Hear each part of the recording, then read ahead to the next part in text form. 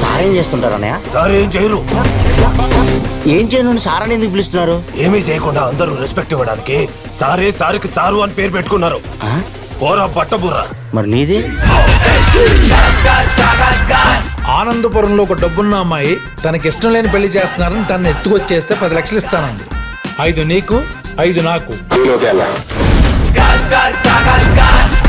నా ఊరుకొచ్చి ఒక అమ్మాయిని ఎత్తికెళ్ళేంత ధైర్యం చూపించాడంటే వాడికి భయం ఏంటో చూపించాలి. పాపా, నువ్వు ఇక్కడి నుంచి వెళ్ళిపోవాలంటే ఏం చేయాలి?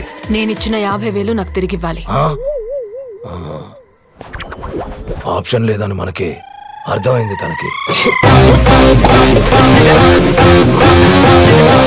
స్లీపింగ్ టాబ్లెట్స్ మింగేసింది. నేను ముట్టుకోను, నా వేలి ముద్రలు పడతాయి.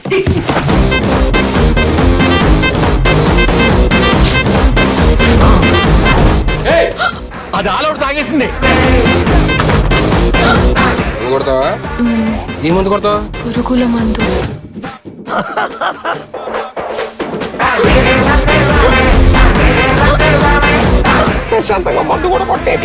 ఇలాంటి వాళ్ళు దూరంగా ఉంటే మంచిది. అలా అయితే ఈ అమ్మాయికి ఇక్కడ పర్మనెంట్ గా ఒక బెడ్, మా సారికి జైల్లో ఒక వార్డు మాట్లాడండి.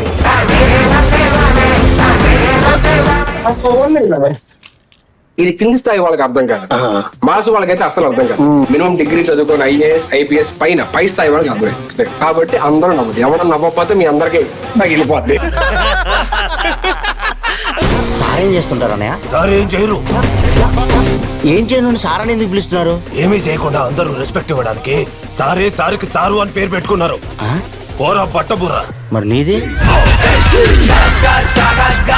ఆనందపురంలో ఒక డబ్బున్న అమ్మాయి తనకిష్టం లేని పెళ్లి చేస్తున్నారని తనని ఎత్తుకొచ్చేస్తే 10 లక్షలు ఇస్తానంది.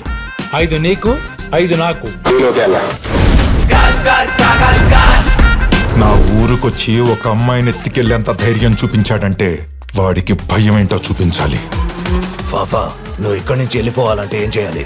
నేనిచ్చిన 50,000 నాకు తిరిగివ్వాలి.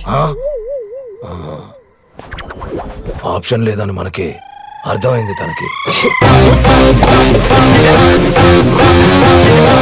Sleeping tablets మింగేసింది.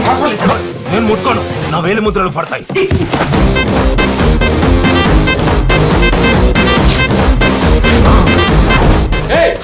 అది ఆలౌట్ తాగేసింది. కొడతావా? ఈ మందు కొడతావా? పురుగుల మందు.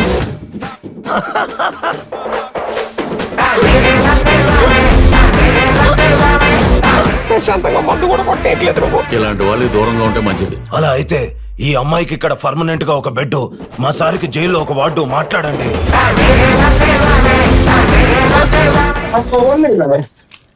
ఇది కింది స్థాయి వాళ్ళకి అర్థం కాదు, మాస్ వాళ్ళకైతే అసలు అర్థం కాదు. మినిమం డిగ్రీ చదువుకొని ఐఏఎస్ ఐపీఎస్ పై స్థాయి వాళ్ళకి అర్థం. కాబట్టి అందరూ నవ్వదు. ఎవరు నవ్వకపోతే మీ అందరికి తగిలిపోద్ది.